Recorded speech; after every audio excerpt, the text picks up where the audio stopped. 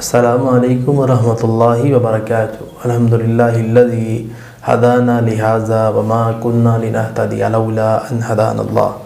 अम्मा बअद फ़अऊज़ु बिल्लाहि मिनश शैतानिर रजीम। बिस्मिल्लाहिर रहमानिर रहीम। नाज़रीन, आज मैं आपके सामने ऐसे ख्वाब रखूँगा जो शख्स ये चाहता है कि अल्लाह ताला उसकी इज़्ज़त को बुलंद कर दे, और उसको ख्वाब आता है कि वो ख्वाब के अंदर पगड़ी या साफ़ा या जो बड़ों की पगड़ी होती है उसके सर पे रखी जा रही है, तो अल्लाह ताला इसकी दिली मुराद और तमन्ना इंशाअल्लाह रहमान पूरी फरमा देंगे।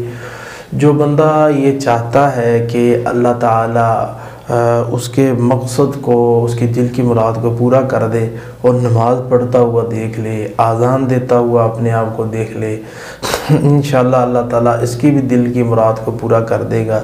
इसी तरह जो शख्स ये चाहता है कि अल्लाह ताला उसकी दिल की मुराद को पूरा कर दे और वो ख्वाब के अंदर अपने आप को दुआ मांगता हुआ देखे, अल्लाह ताला उसकी भी दिल की मुराद को पूरा कर देगा। इस तरह जो शख्स ये चाहता है कि अल्लाह मेरी दिल की मुराद को पूरा कर दे और ख्वाब के अंदर वो हज कर रहा है, तो उसकी चाहत ये होती है कि अल्लाह मुझे हज की तौफीक दे, तो उसकी इंशाअल्लाह उम्मीद पूरी होगी।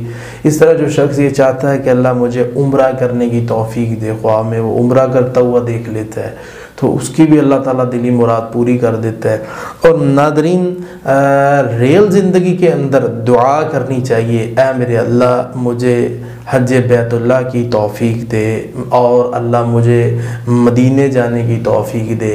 आप अगर दिल से, सच्चे दिल से दुआ करें, इंशाअल्लाह 1 साल नहीं गुज़रेगा कि अल्लाह ताला आपको अपना घर ज़रूर दिखाए।